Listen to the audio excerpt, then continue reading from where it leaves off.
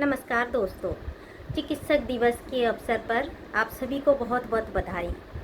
आप सब जानते हैं पिछले 10 साल से मैं एक प्रयास कर रही थी कि आयुर्वेद में जो गड़बड़ी हुई है उस बात को उजागर करके मेरा ये प्रयास था कि किस तरह ये सच्चाई ऊपर लेवल तक जाए, ताकि इस सच्चाई को समझकर आयुर्वेद सिलेबस को जो गड़बड़ी हुई है, जो मैनिपुलेशन हुई है, उस पर विचार करके जो अननेसेसरी या जो गलत चीज़ है उसको हटाकर सिलेबस को साइंटिफिक वे में इस्टेब्लिश किया जाए, ताकि हम उसको ठीक से समझ पाएँ और उसका प्रायोगिक उचित रूप में उसको चिकित्सा में प्रयोग कर पाए, ताकि आयुर्वेद के ऊपर जो जो बहुत सारे ऐसे गलत धब्बे लगे हैं, कह सकते हैं कि आयुर्वेद क्रोनिक डिजीज़ के लिए है, आयुर्वेद धीरे धीरे काम करता है, आयुर्वेद में इमरजेंसी मैनेजमेंट नहीं है ज़्यादा, तो ये सब चीज़ें हमारी धीरे धीरे गायब हो जाएगा। क्योंकि जो गलत ज्ञान के वजह से ही हम आयुर्वेद को सही तरह से समझ नहीं पाए हैं, और जिसके कारण ही ये सब चीज़ें गलतफहमी आयुर्वेद के लिए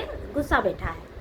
पर वो प्रयास मेरा सफल अभी नहीं रही। पर ये नहीं कह रही हूँ कि मेरा ये पिछले 10 साल का प्रयास बेकार गया। इसके कारण ही बहुत सारे ज्ञान मुझे मिली, जो कि अलग अलग व्हाट्सएप ग्रुप में चर्चा करने के बाद भले ही वो प्रश्न जो मेरे मन में आता था, किसी से उत्तर मिले ना मिले, संहिता से कहीं ना कहीं वो अंदर से उत्तर मुझे मिल जाती थी। तो आज जो भी उत्तर मिला है आयुर्वेद को लेकर, जो भी समझ मेरी भगवान धन्वंतरी की कृपा से मुझे मिली है, उस चीज़ को अभी सामने लाने की ज़रूरत है। तो जो मैं जल्दी ये सब सुधर जाए इस चक्कर में पड़ी थी। पर हर चीज़ एक उचित समय पे होती है, कोई भी अचानक ऐसे रूपांतर नहीं होता है। वो मेरी गलत सोच था कि जल्दी से जल्दी ये चीज़ सामने आ जाए। पर अभी समझ पा रही हूँ, एक कंसेप्ट तो क्लियर हुआ कि जैसे पके घड़े को कभी भी बदला नहीं जा सकता, कच्चे घड़े को ही हम शेप दे सकते हैं। तो इसीलिए वो चीज़ संभव नहीं हो पाया। और मेन तो है काल की प्रभाव, उचित काल शायद नहीं आया था।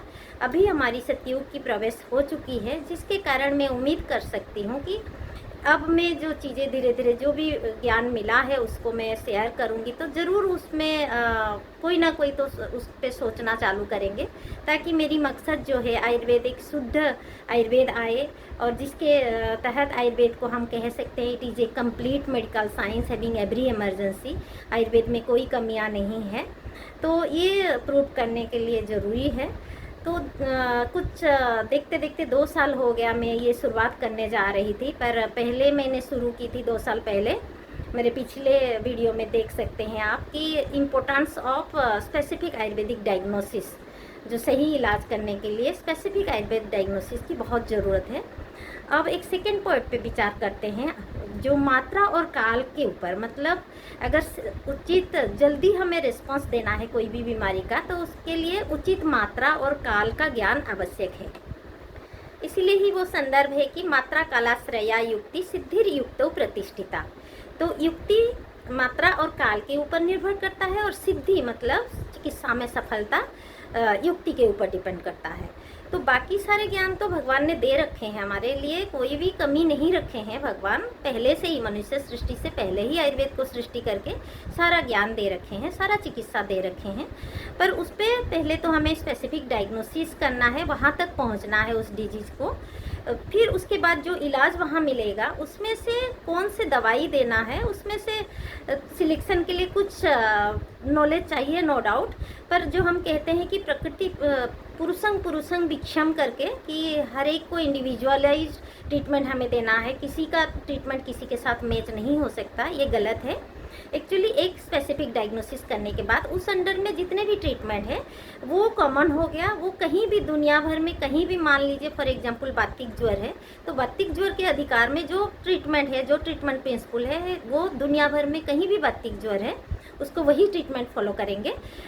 हालांकि उसी में से थोड़ा बहुत इधर उधर, वही एक आध दवाई के अंदर इधर उधर हो सकता है थोड़ा बहुत, कहीं जैसे कि मृदु दवाई देना है, बच्चों को देना है, तो उस हिसाब से हम फ़ोन में दे पलाटेबिलिटी उसका बना कर दें, उस हिसाब से करके दें। या जो भी हो, कहने का मतलब उसमें वही 2-3 फॉर्मुलेशन ही मिलेंगे एक स्पेसिफिक डायग्नोसिस के अंडर में, उससे ज़्यादा नहीं। तो उसी में ही हम रहेंगे। तो ये कह देना कि हर एक के लिए ट्रीटमेंट अलग है, आयुर्वेद में एक फिक्स ट्रीटमेंट नहीं कह सकते, ये गलत है। इसी के कारण बहुत नेगेटिव मैसेज भी गया है सोसाइटी पे।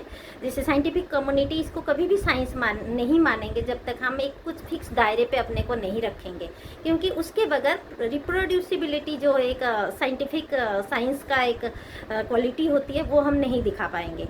तो जब स्पेसिफिक हम डायग्नोसिस के बाद जो कुछ लिमिटेड दवाई के अंदर हमारी आ गया नॉलेज या प्रिंसिपल एक ही फॉलो होता है, तो उसी में फिर दवाई सिलेक्शन करने के बाद उसका सही डोज एंड सही काल ये आवश्यक है।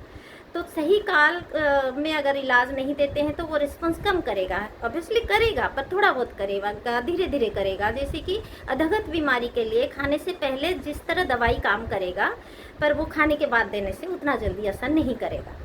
ये तो ज्ञान हमारी 10-20 जो काल औषधि काल है उसके आधार पे हमारी नॉलेज लेकर हम डिसाइड कर सकते हैं, पर मात्रा के ऊपर हमारी जो मेन रिसर्च की आवश्यकता थी वो आज तक हम ढंग से वो रिसर्च हुई ही नहीं, जो कि मॉडर्न साइंस जिसके ऊपर बहुत ज़्यादा एम्फासिस देता है, वो हमारी रिसर्च में कहीं ना कहीं कमी रह गई, जिसके कारण भले ही हमारी दवाई सही है पर सही डोज के कमी के कारण हमारी रिस्पॉन्स अच्छा जल्दी नहीं मिलता है, जिससे हमें लगता है कि आयुर्वेद दवाई धीरे धीरे असर करता है। तो कहीं ना कहीं हमारी मात्रा का रोल बहुत ज़्यादा है। तभी ये कहा गया है मात्रा कालाश्रय युक्ति सिद्धिर युक्तो प्रतिष्ठिता।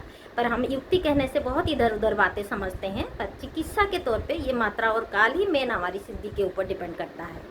तो मेरा अनुरोध इस पे विचार किया जाए, हमारी स्टडी होकर रिसर्च करके दवाई का पर्टिकुलर डोज, जैसे हम फिक्स नहीं कर सकते पर कुछ तो जैसे कि रेंज वाइज, जैसे मॉडर्न के हिसाब से एज वाइज या वेट वाइज इस तरह की हम फिक्स कर सकते हैं डेफिनेटली। तभी सुश्रुत संहिता में भी एक मध्यम बल के हिसाब से दवाई का फिक्स किया गया है। तो आज के समय में वो दवाई का डोज को डिसाइड करना बहुत ज़रूरी है। तो इस पे अगर काम करके दवाई का डोज निर्णय कर दिया जाए और मात्रा का भी थोड़ा रिसर्च करके अगर सामने लाया जाए तो डेफिनेटली आयुर्वेद जगत इसमें हमारे भावी पीढ़ी चिकित्सा करने में बहुत आसान हो जाएगा और सफल चिकित्सा हम बहुत कम समय पे दे पाएंगे, जो कि हमारे लिए बहुत ज़रूरी है। तो आइए इस पे हम विचार करते हैं। जय आयुर्वेद, जय भारत।